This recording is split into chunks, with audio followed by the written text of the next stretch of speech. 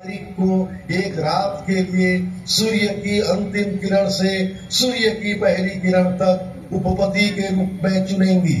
सुनो सुनो सुनो।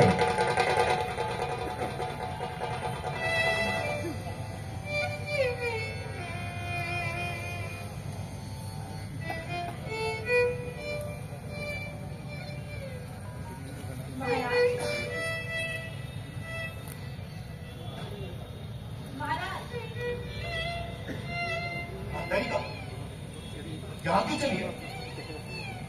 मुझसे सहन नहीं हो रहा वो श्रृंगार, इसलिए। तुम्हारे जैसा सदाबहार तो किसी का नहीं। कब मुल्क पर विशेषण कौन बनाएगा? क्या बनाना है?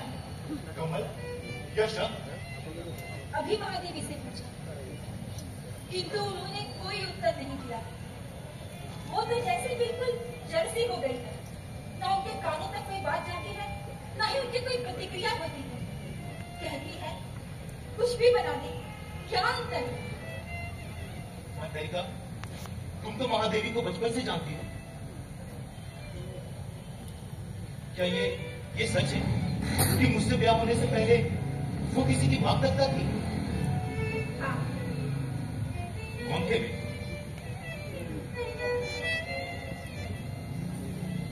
प्रत्योष। हाँ, उन्हीं के जैसे दरिद्र युवक। दरिद्र युवक? किंतु अब वे दरिद्र नहीं है, बड़े व्यापारी हो गए। रहते कहाँ हैं? यही काशी अवंती में, किंतु उनका एक प्रसाद यहाँ भी है। मातरिका, मैं तेरी को ध्यान से भूखा रहा।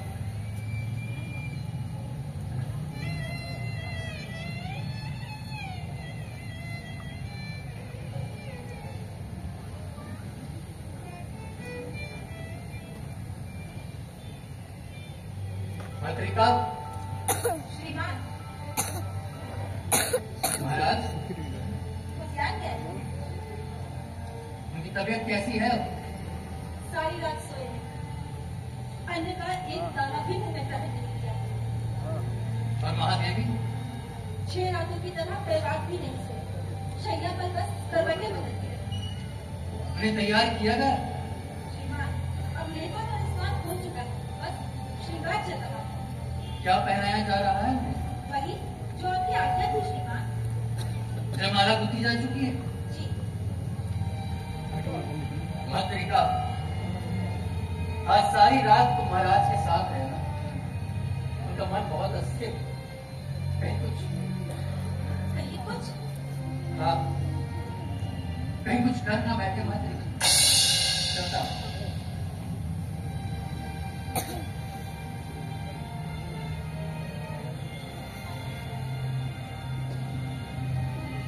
दासी है, दासी के हिरण होने का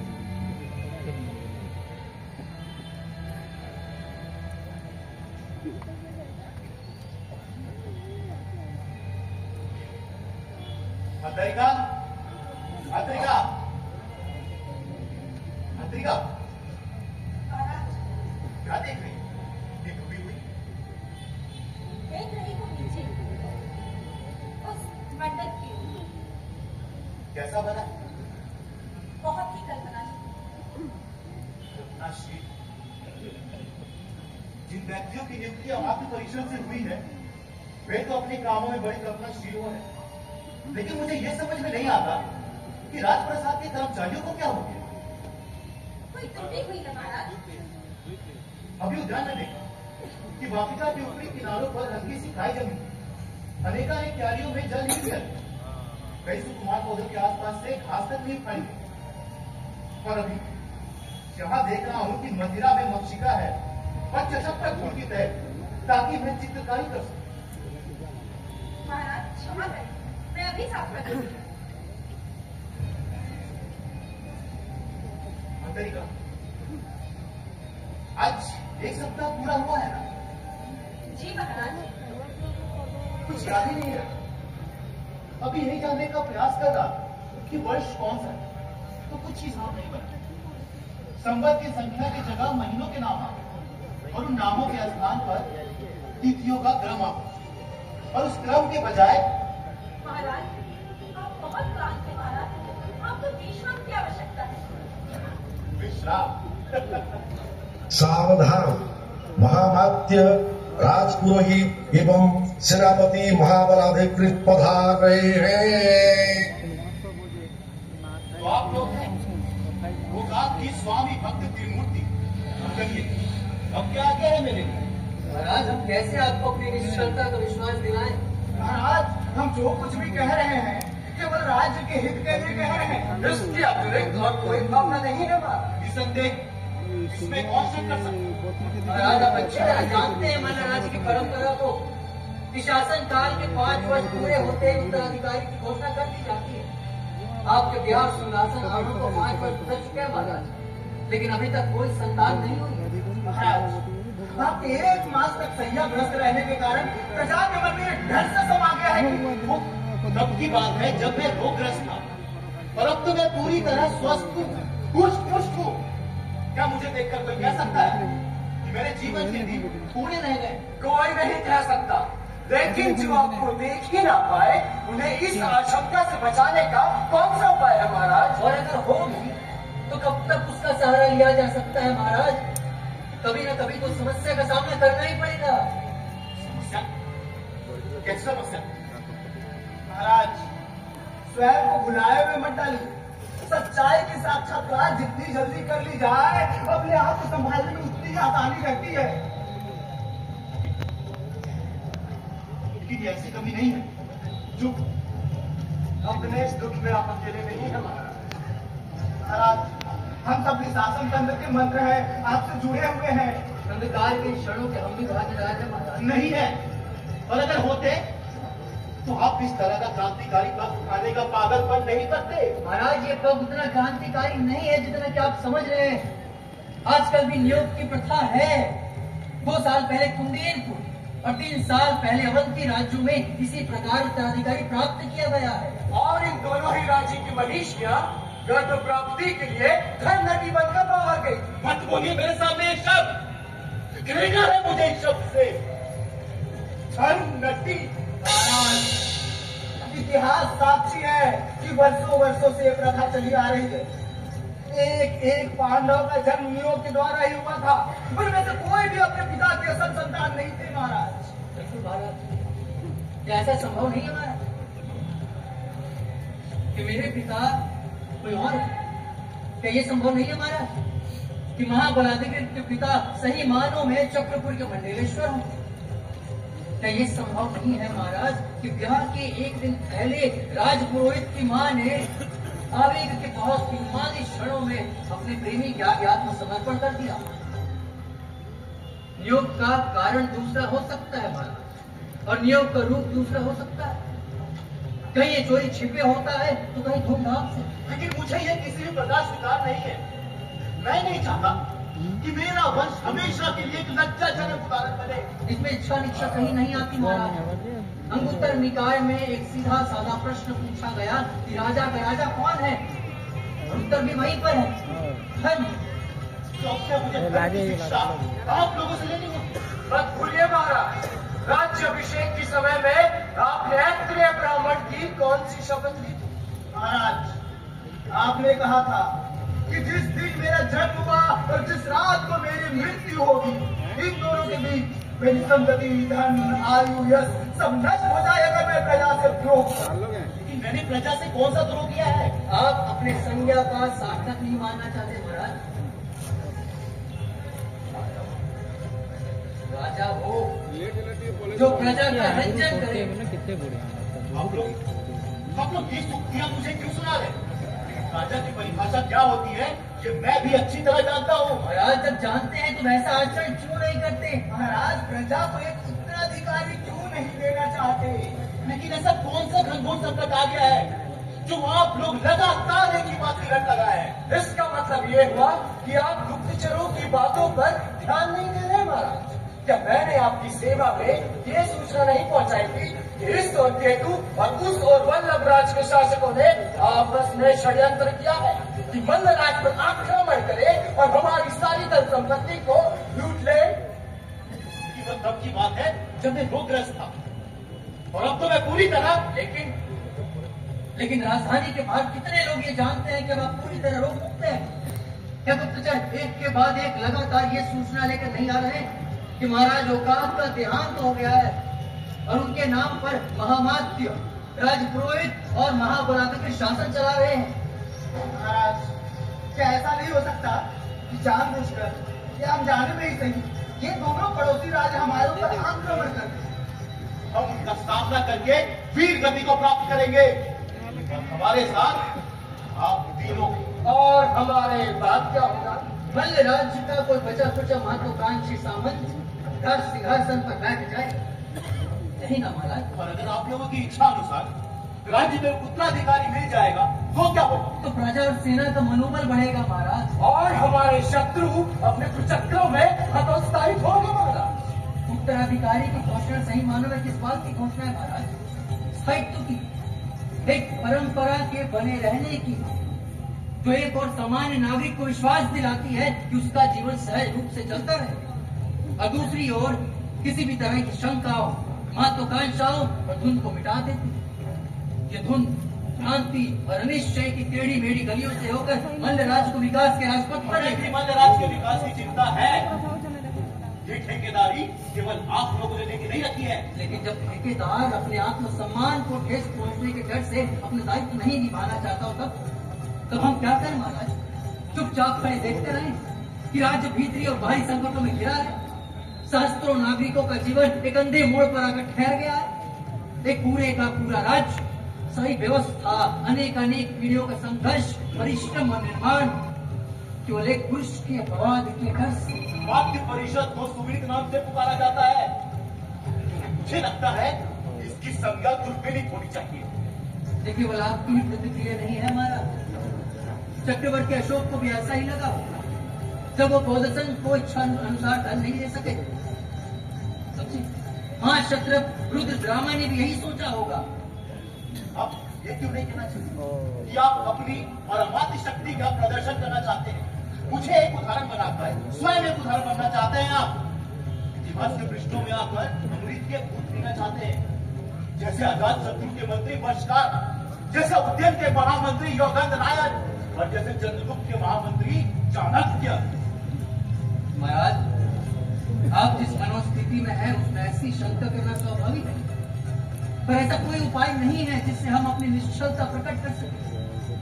समय हो रहा है महामात्य, हमें शीघ्रता करनी चाहिए। पत्रिका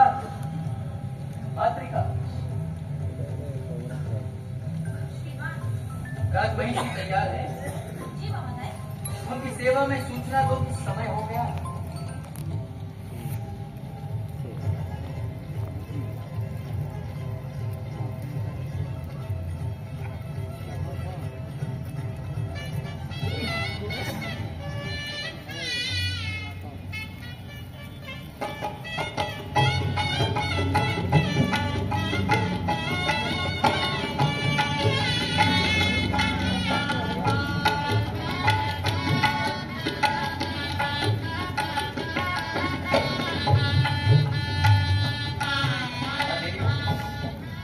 नहीं समझ पा रहा हूँ कि इसमें क्या करूँ।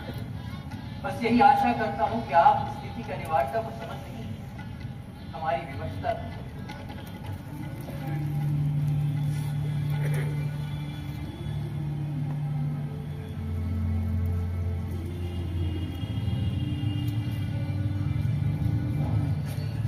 महाराज, राजमहिषी को जयमाला दे दीजिए महाराज।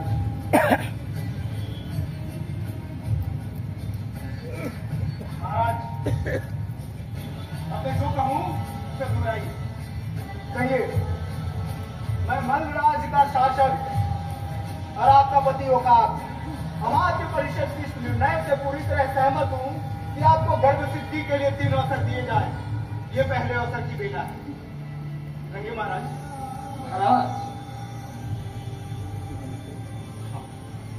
ठीक, आगे बोलिए राजपुरोहित। मैं आज की रात सूर्य की अंतिम किरण से सूर्य की पहली किरण तक आपको सुनने का अधिकार देता हूँ। तो ये महाराज, जगह दीजिए महाराज।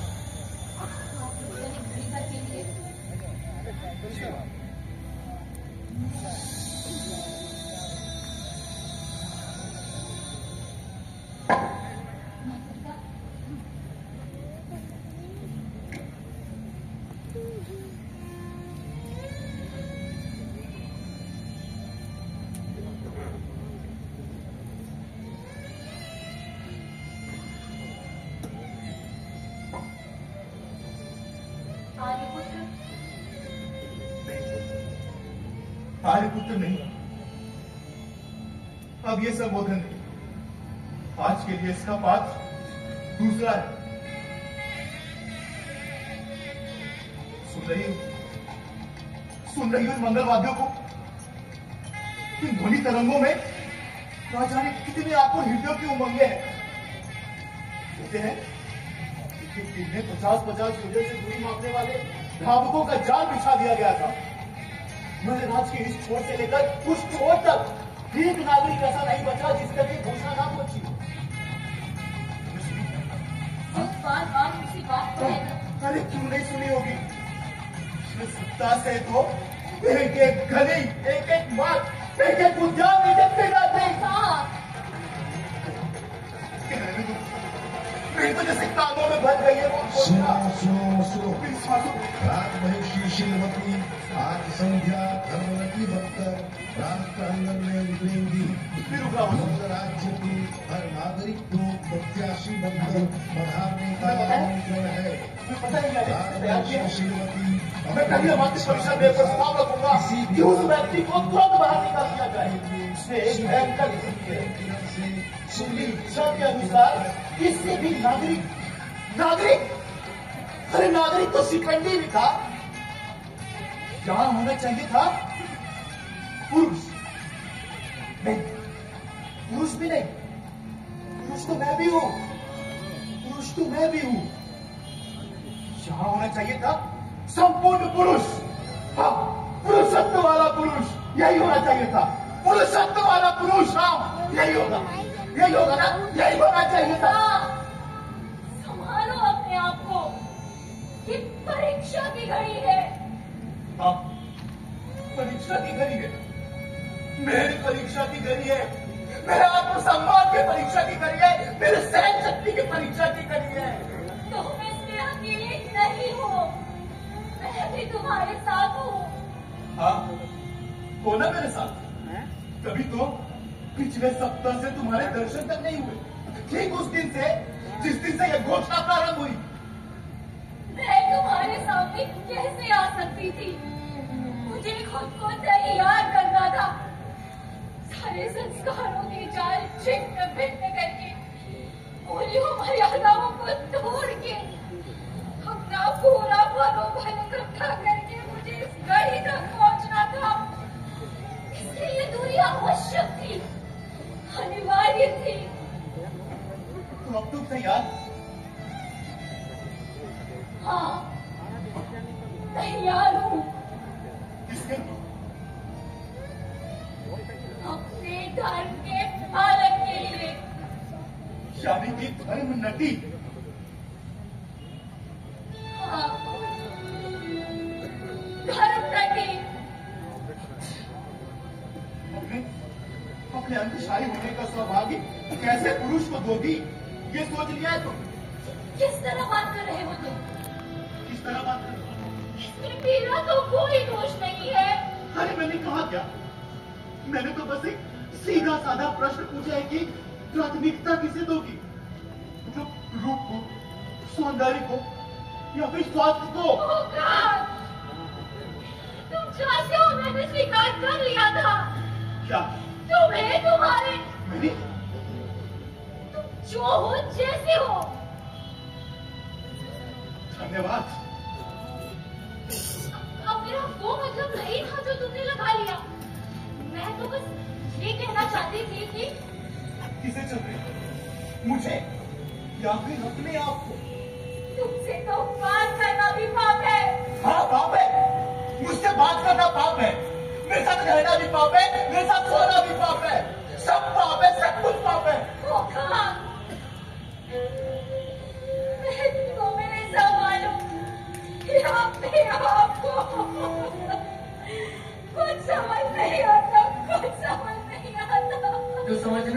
चाहते हैं उनके लिए कोई कुछ नहीं कर सकता महादेवी, आप भी नहीं।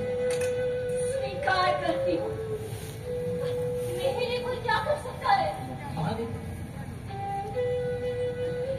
सोचती हूँ और कांप जाती हूँ। एक अनजाना भवन, उस भवन का शयन कक्ष की शैया और शैया पर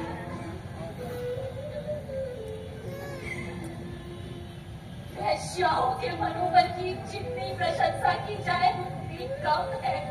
महादेवी ये आप क्या कह रही हैं? बिल्कुल ठीक कह रही हूँ। पहली ही भेंट और उसी में सबसे आत्मीय संबंध, निकटता की चरम सीमा, भक्तता का अंतिम सोपान।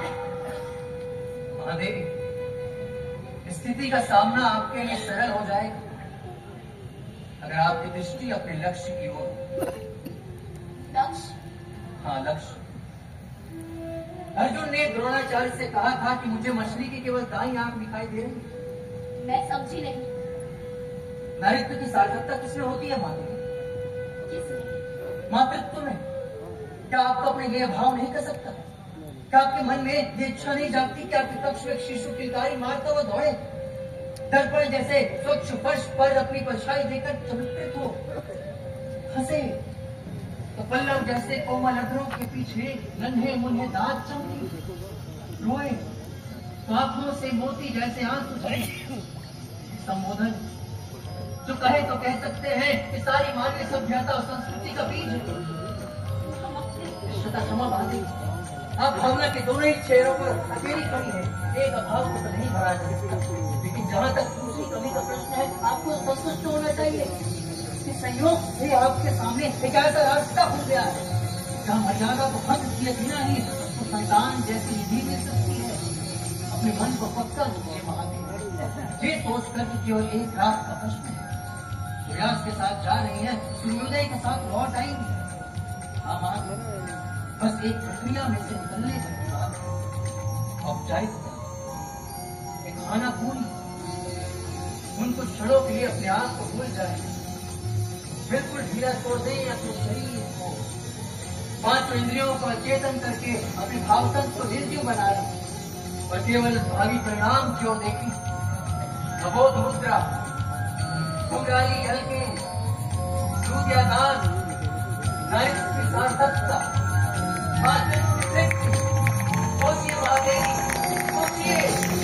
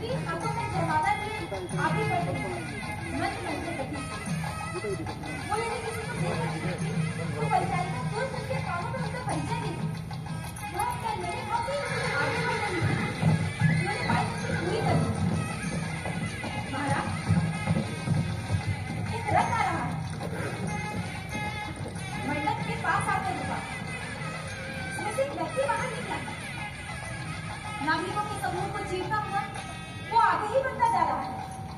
महामाध्य, महाबलाधिकारी इत्यादि सभी देखने के लिए आगे बढ़े हैं कि क्या बात है, और महादेवी दोनों पंजियों के बीच में स्तब्ध खड़ी है। बिल्कुल पास आ रहा है। और मैं खा गया महाराज। अब मैं उसे पहचान पा लेती हूँ। आर्य प्रत्युष।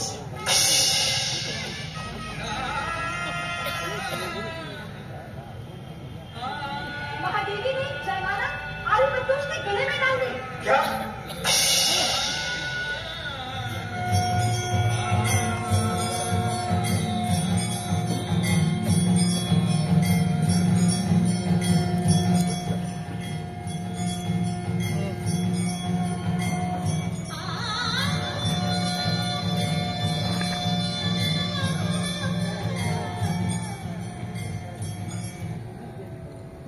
एक मुहूर्त बीत गया।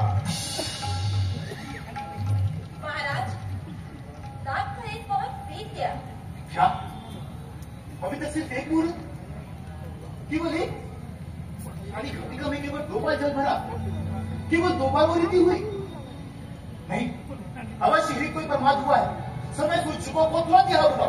महाराज, कहीं कोई त्रुटि नहीं हुई है। अभी रात बीती ही कितनी है।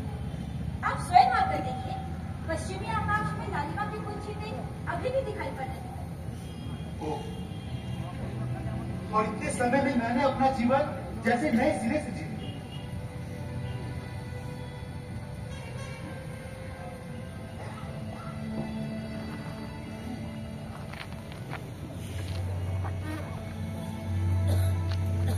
महाराज, थोड़ा कुछ ग्रहण कर लेते। शरीर का नियम तो करना ही होगा ना।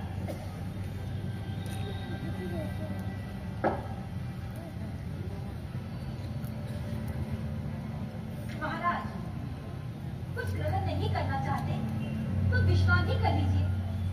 नींद आ जाएगी तो। तरीका, आज की रात तो मुझे मृत्यु भी नहीं आएगी। तुम जाओ अपने घर, अपने पति के पास। मेरे लिए क्यों उनकी निकटता से वंचित रहोगे? जाओ।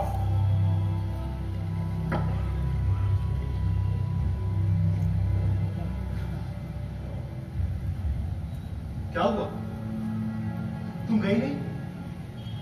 वे आज यहाँ नहीं है। किसी राजकीय काम से श्रीवास्ती भेजे गए। अगर वो होते तो क्या आज की रात? महाराज, बताओ, संकोच मत करो। कुछ कह नहीं सकते। ऐसा क्यों? कई बातों पर निर्भर करता है। जैसे? जैसे मेरी मनोस्थिति, उनकी मनोस्थिति, कार्य की अधिकता या कार्य की कमी, मेरी शारीरिक अवस्था, बच्चों को लेकर के हमारा ध्यान। देखा, अभी तक तो तुम्हारी कोई संतान नहीं है। नहीं, हम अपनी योजना के अनुसार चल रहे हैं। तरीका, आज की जैसी रातें सप्ताह में कितनी होती है? महाराज, अब कभी सोचिए तो। जानता हूँ, ये सब तुम्हारी व्यक्तिगत बातें हैं और मेरा तुमसे कुछ भी पूछना उचित नहीं है। लेकिन तुम नहीं जानते कि ये सब जानने के लिए मेरा मन कितना व्याकुल रहता है। शारीरिक संबंधों की संख्या का कोई सामान्य नियम नहीं होता। वह तो व्यक्ति विशेष पर निर्भर करती है।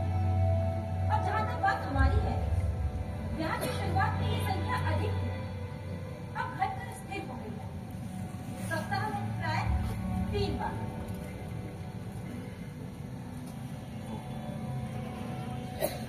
किंतु ये बस शुरू का ही त्योहार है। बाद में सब रविवार हो जाता है। क्या? रविवार? चलो, आप हंसे तो सही।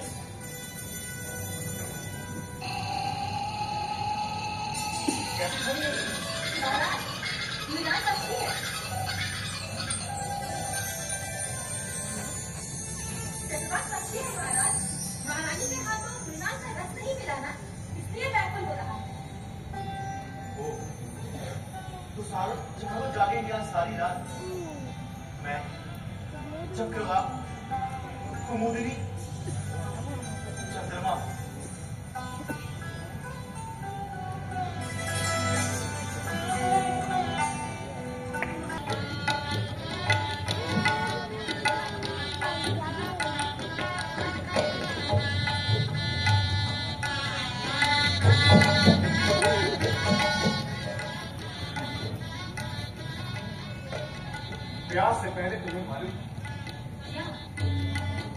तुम्हारे पति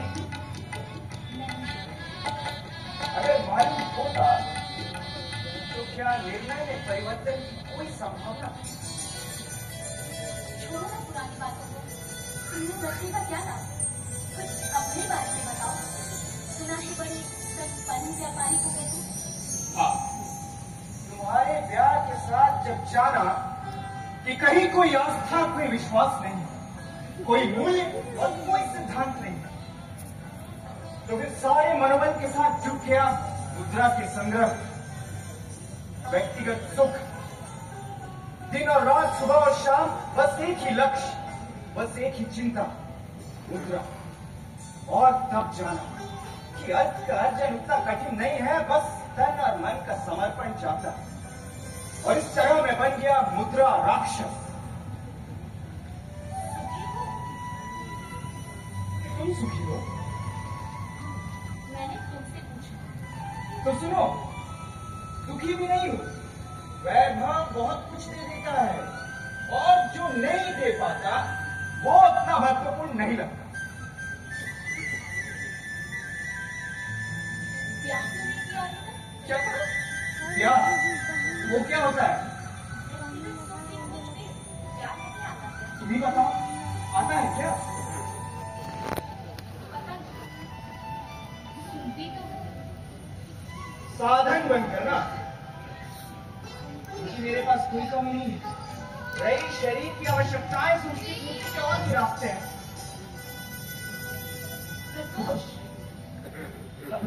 नहीं, मैं केवल अपनी बात कर रहा हूँ।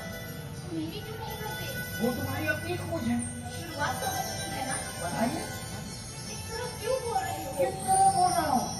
मुझे लगता था कि तुम संतुष्ट होगे। जो हो रहा है उससे। तुम्हें शायद नहीं पता, विवाह के पश्चात भी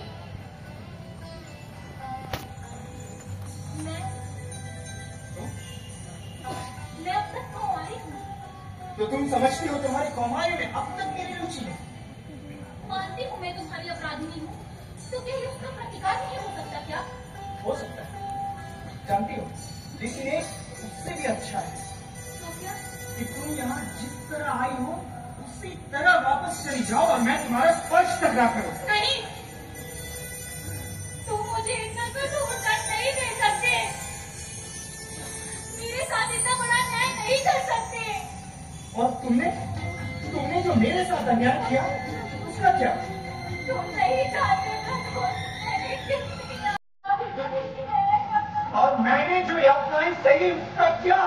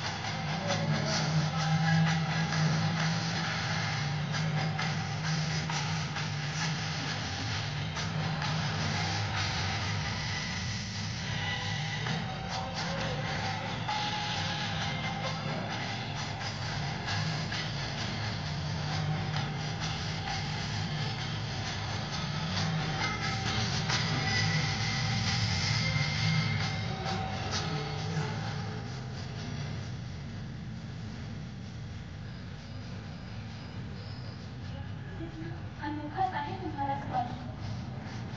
जैसे कुछ जीवित जिंदगी वजह पर बंधन है।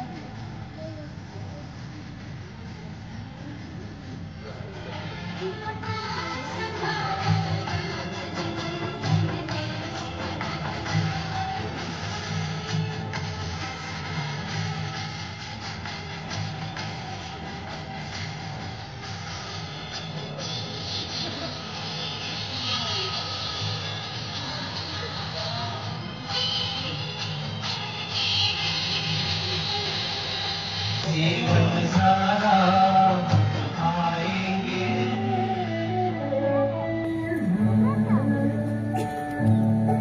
सजना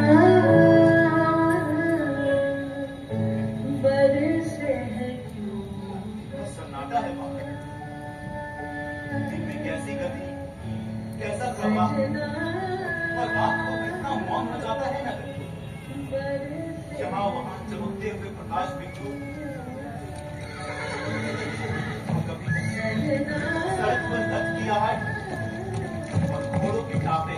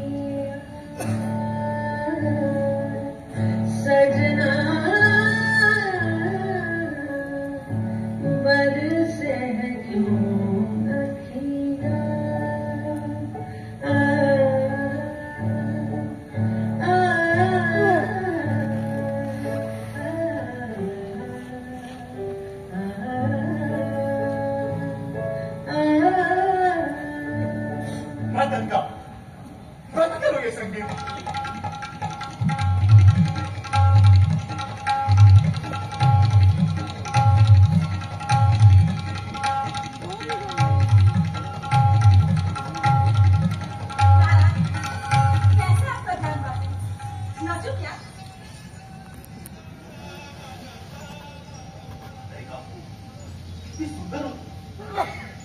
मजबूरी आंखें, ये रसीले होठ, कामना के भीतरी से भीतरी जैसे को झुलसा कर राख कर दे, ऐसे दहकते अंग प्रत्यंग, बढ़ाए हुए हाथी सा संभाले ना समझता हो ऐसा उन्मादी यौवन। तुम्हें दिल में पाले तो मर्यादा की दौड़ से खिलाए, कमल तंतुओं की तरह चिंती चिंती होता है। लेकिन तुम निश्चित, तुम्हारा पति निश्चित है, क्योंकि तुम मेरे पास हो। संसार की किसी भी युवती को उससे कोई डर नहीं। जो मेरी आंखों को भाए वो सुरक्षित, जो मेरी बाहों में आए वो भी सुरक्षित, जो मेरी शैया पर आए वो भी सुरक्षित। नहीं माता, कह लेने दो, कह लेने दो माता, कह लेने दो। बचपन में ही माता पिता का देहांत, मैं गुरुकुल में था और अमात्य परिषद मेरे नाम पर शासन चला रहे थे। व्यस्त होते ही मुझे राजधानी बुलाया गया, राज्याभिषेक, यहाँ की तैयारी। और तभी मेरे राज ज्योतिषी ने कहा, तेरे ग्रह बहुत प्रबल है और किसी भी राज दूसरे की कुंडली मुझसे नहीं मिलती, और जिससे मिल रही है तो एक दरिद्र घर की युवती है। निश्चिंत हो, तैयारियां होने लगी, वो दिन पास आने लगा, तब मैं और नहीं छुपा सका। मैंने राजवेद से कहा कि मैं नग्न युवती की कल्पना करता हूं और मुझे कुछ नहीं होता। उन्होंने मेरी परीक्षा ली, शायद जितने मनोवैज्ञानिक ग्रंथि थे, मेरी अनाथ हो जाना, किसी से घुल मिल ना पाना, बहुत अकेला हो जाना, हमेशा का अंतर्मुख, हमेशा का निश्चय, हमेशा का निर्णय दुर्बल, बहुत संवेदनशील, बहुत भीरू, आत्मविश्वास की कमी, स्वभाव का ठंडापन, एक के बाद एक व्याधियों का आक्रमण। तब उन्होंने कहा, मेरे हर एक रोग का इलाज ब्याह है, संगी बनकर तुम्हारी सारी कमी दूर करेगी, मित्र बनकर हर काम काज में सम्मति देगी, मां की ममता, बहन का स्नेह, प्रियसी का प्रेम, सारी कमी दूर होगी, सारे अभाव पूरे होंगे। जब शैया पर पहुंचोगे तो कामना की पुरुष मां के साथ नारित्व पुरुषत्व का आह्वान करेगी, और उस मनोवैज्ञानिक शक्ति अपने आप ही उसकी बाहों भरने का, उसकी गुजारी आंखें, उसके लाल होठ, उसके होठों के फड़कते हुए कोने, जो अद्भुत कलियों के साथ मेरे रक्त का संचार बढ़ जाता, उसके वक्त से अंशु हटाता, उत्तेजित सांसों के साथ उसका नील बंधन खोलता, उसका युवा शरीर, उसका नग्न शरीर, मैं थरथराते हाथों से उसके बदन को सहलाता, तब के होठों से उसके बालों को चूमता, अरे बढ़ जाती, बिरसा से तेज हो जाती, के नस टूटने को हो जाती, मोटे पर श्वेत बिंदु चलचला आते। उसके बाद ये अब आगे क्या होता है? आगे उसके बाद क्या होता है? मैं बार बार पूछता अपने शरीर से, अपने यौवन से, अपने पुरुषत्व से कि आगे क्या होता है? और मेरे सामने छा जाता सिर्फ अंधकार, घना अंधकार, सिर्फ और सिर्फ अंधकार।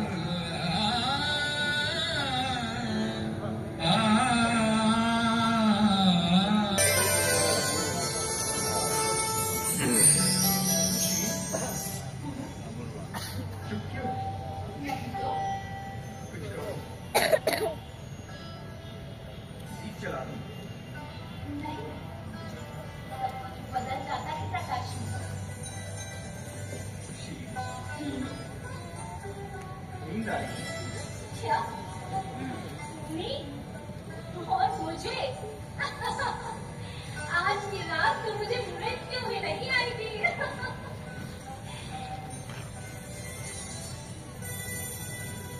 कितनी अच्छी खुशबू है ना? देखो ना, कोनों में भी पूरी है। ये चंद्रमा के हाथ है ना?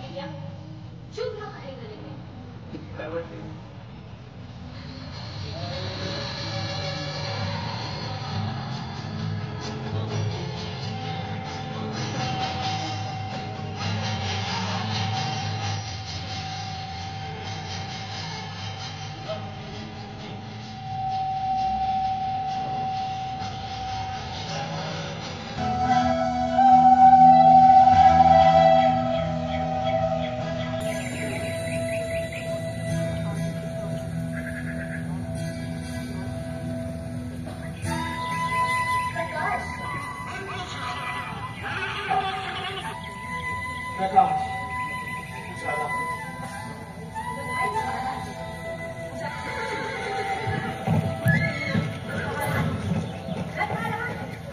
और आगे आगे चलता ये एक सैनिक राजवंशी पठान नहीं है महाराज, राजवंशी पठान नहीं है।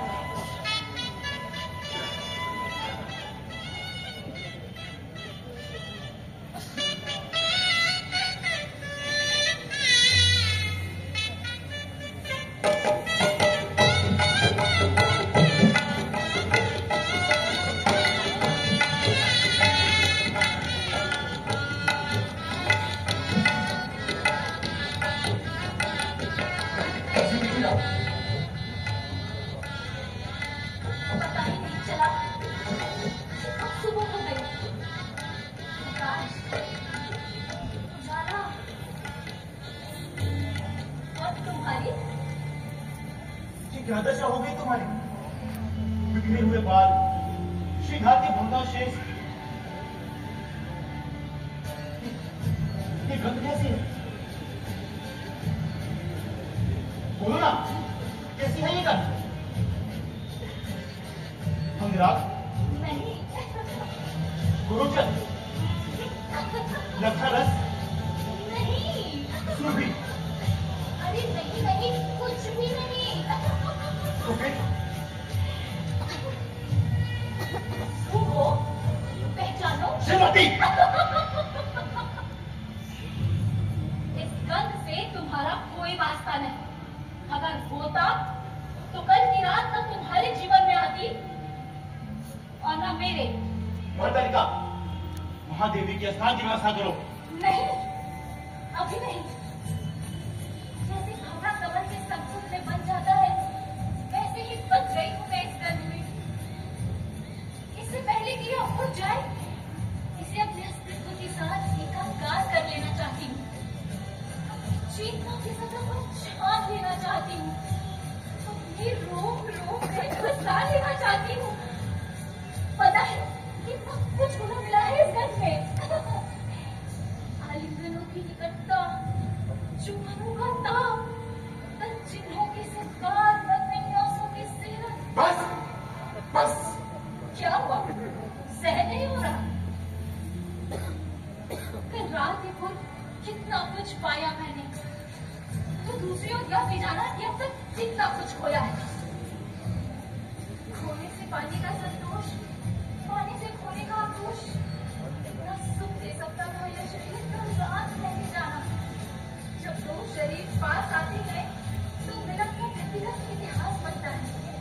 पास आने की पूरी प्रक्रिया, अलग अलग सोपानों पर एक दूसरे की प्रतिक्रिया की जानकारी लेने का आवेग, लेने की व्याकुलता, ये समझदारी मेरे जीवन में कभी नहीं आती। पर तुम ये नहीं समझोगे। मगर तुम्हारे साथ मैं भी इस जानकारी से वंचित रहूं। क्यों? किस लिए? वैवाहिक बंधन की कुछ मर्यादा भी होती है। निभाई है मैंने, लेकिन 5 वर्षों तक वो मर्यादा निभाने में जो संतोष नहीं मिला, उतना सुख बस कल एक रात में मिला है मुझे। बस इस वर्ष में गलत हुआ था ये दावा, जो मुझे वर्षों तक इस शरीर में दबा हुआ था। जानते हैं, बड़ा अनुभवी है पर उसे पता है कि कब, कहाँ, क्या, कैसे करना है। श्रीमती, अरे क्या करूं, भले कदरे की तरह छलके जा रही हूँ। इतना रोमांच, इतनी सेहत, इतना सुख। कल रात कितनी बड़ी क्रांति आई है मेरे जीवन में। मेरे तन-मन का इतिहास बदल गया। मैं अपना रात किसी पर चमकाना चाहती हूँ, अपने अनुभव किसी से बांटना चाहती हूँ। तुमसे कहूँ, तुमसे कहूँ क्या? तुमसे कहूँ, किससे कहूँ मैं? सावधान, महामात्य, राजपुरोहित एवं सेनापति महाबलाधिकृत पधार रहे हैं। कहिए महामात्य, कैसे बीती आपकी रात? अरे लज्जाइए मत, बताइए बताइए। आपकी पत्नी के चेहरे पर तो अभी तक यौवन की चाह है। आप अवश्य कुछ गंभीर होंगे, मगर शयन कक्ष में पांव रखते अवश्य बदल जाते होंगे। क्यों? मर्यादा को उल्लंघन मत कीजिए। कितना सीमित है आप लोगों का शब्द भंडार।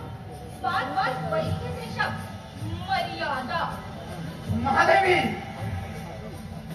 राजपुरोहित, जैसे राजपुरोहित के गुरु, इनसे कुछ कहना व्यर्थ है। जैसे हाल ही में एक चिड़िया मेरे कानों में कुछ कह गई कि अपनी एक दासी के साथ इनके कुछ धार्मिक संबंध है। महादेवी, आप मुझ पर लांछन लगा रही हैं। यह धर्म के विरुद्ध है।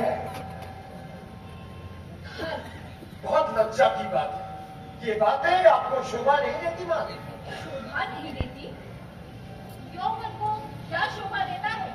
आप ही बता दीजिए। आप तो युवा है, शक्तिशाली सेनानी हैं। आप ही बता दीजिए कि कैसा रहा आपका रात का घटना अपने पत्नी के साथ। महादेवी, शील का आप कुछ तो विचार कीजिए। किया है श्रीमान, पूरे 5 वर्षों तक किया है। 1, 2, 3, 4, 5 पूरे 5 वर्ष। हम लोग स्थिति को सोच में स्वीकार क्यों नहीं कर लेते? की कुछ वही तो घड़ियां होती है जब इंसान खुद को भूलकर थोड़ा सा सुख पा सकता है। अरे अब मैंने ऐसी कौन सी अनोखी सी बात कह दी जो आप सबके चेहरे में कर गए? महादेवी, संसार में आचरण के कुछ नियम होते हैं जिसका उल्लंघन किसी भी दृष्टि से नहीं होना चाहिए। महामात्य, इन खोखले शब्दों का जादू टूट चुका है। आप मर्यादा, धर्म, शील, वैवाहिक बंधन सब मिथ्या, सब आडंबर, सब असत्य। और मुझे कुछ तक नहीं जीना, मुझे जीवन जीना है। सुन लिया आप लोगों ने, मुझे जीवन जीना है, जीवन। क्या जीवन और पुस्तक में इतना गहरा विरोध होता है महादेवी? होता है। देखिए मेरी ओर, मैं एक ब्याहता स्त्री हूँ, मगर 5 वर्षों तक मैंने ये नहीं जाना कि पुरुष के स्पर्श में वो कौन सा सम्मोहन है जो। वैसे कल क्या की परामर्श दिया था आपने मुझे, जरा दोहराएंगे? दोहराइए। राजमहिषी की आज्ञा है कि आप उसे दोहराए। मैंने कहा था कि केवल अपने लक्ष्य के बारे में सोचें। लक्ष्य? वैसे जब आप अपनी पत्नी के साथ सोते हैं तो क्या सोचते हैं? सीमाओं की सुरक्षा, अमात्य परिषद का चुनाव, राजकोष की कमी। और आपकी पत्नी क्या सोचती है? या दान, घुंघराले बाल, कपोल मुद्रा। कितने मूर्ख हैं आप, महामूर्ख और मूर्खों के सम्राट। ये ध्यान है आप लोगों को शयन कक्ष के विषय में? कौन सी स्त्री है आपकी सृष्टि की जो भाइयों में होने वाले संतान की कल्पना कर पाती हो? महामात्य, नारीत्व की सार्थकता मातृत्व में नहीं है, तो केवल पुरुष के साथ संयोग के सुख में। राजमहिषी घर नटी बनकर गई थी और काम नटी बनकर लौटी है। लेकिन ये तो आप लोगों की सरासर चाल है। चाल? बिल्कुल चाल। वैधानिक जाल से निकलने क्या वैधानिक जाल। और जब ये वैधानिक रास्ता बंद हो जाएगा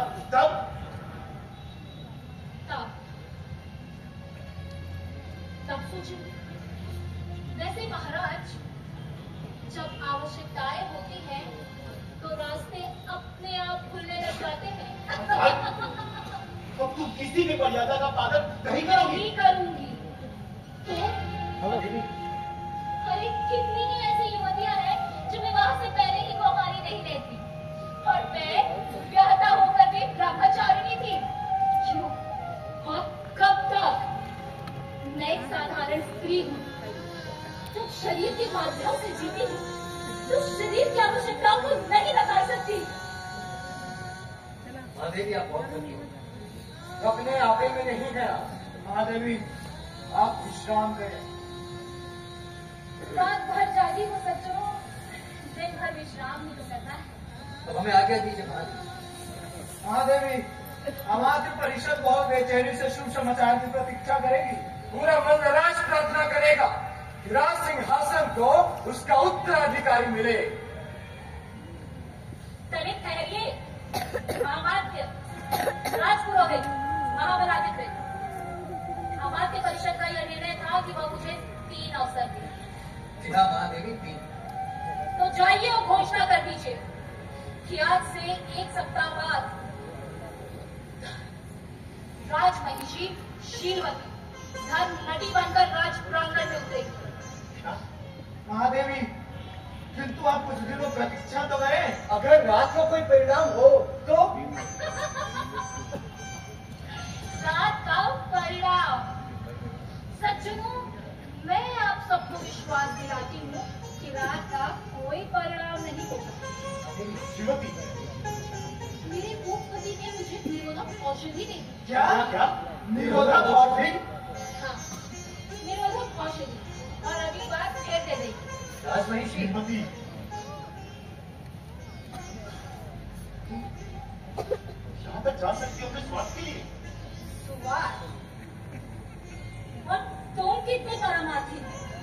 जो बिना सामर्थ्य के विवाह जैसा जघन्य पाप कर सकते हो।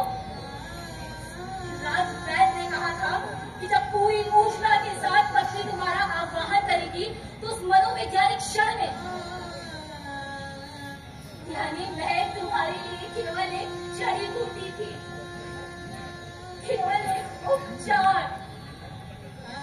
तुमने कभी नहीं सोचा कि अगर ये चिकित्सा बेकार गई तो इस जीवन औषधि पर क्या बीतेगी। ये शरण पक्ष गवाह है मेरी पीड़ा का, ये भी किया ये भोगता नाम ये शैया। तुम मेरे शरीर से ताप लेना प्रारंभ करते, नग्न नारित्व से अपने पुरुषत्व को जागृत करना चाहते थे। आलिंगनों से, चुंबनों से, चिन्हों से मेरी चेतना प्रतीत करती थी। मेरी सांसें अवरुद्ध, मेरी धड़कनें तेज, मैं पूरी तरह तैयार पति फल की तरह टूट पड़ने को, उमड़ते ज्वार की तरह बांध तोड़ देने को, हरी मेघों की तरह बरस पड़ने को, प्यासी धरती की तरह ही खुद में सवा लेने को। समस्या में चौथाई दूरी तय कर लेगी और मुड़कर देखती तो तुम वहीं खड़े रहते, ठंडे, निस्तेज। मुझे फिर वापस लौटना पड़ता रीति। तुमने कभी जाना है रीति हाथों वापसी की उस यात्रा को, उत्तेजना की जटिलता उन्माद की निरंतरता को, ऊष्मा के बाद सीख, राहत के बाद स्थिरता, कंपन के बाद सहजता, बिना किसी उपलब्धि के, बिना किसी प्राप्ति के, बिना किसी तृप्ति के।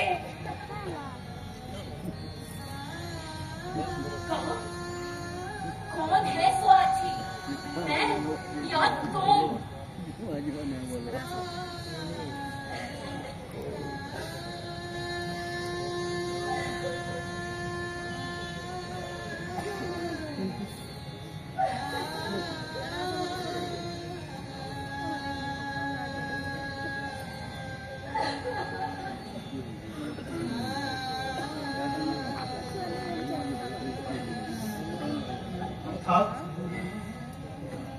तुम आज तक घृणा करते रहे मुझसे।